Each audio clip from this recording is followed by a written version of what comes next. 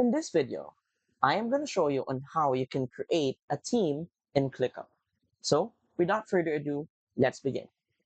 First, open your web browser and go to app.clickup.com and log in to your ClickUp account.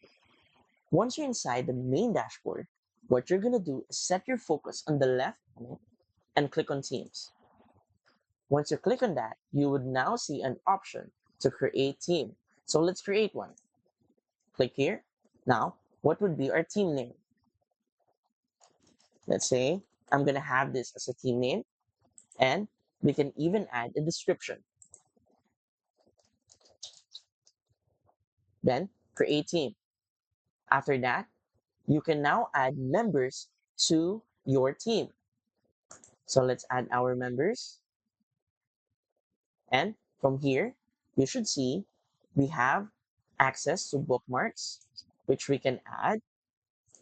We have our feed, analytics, priorities, the team members right here, stand up, in which uses AI ClickUp or ClickUp AI, our workload, and our timesheet.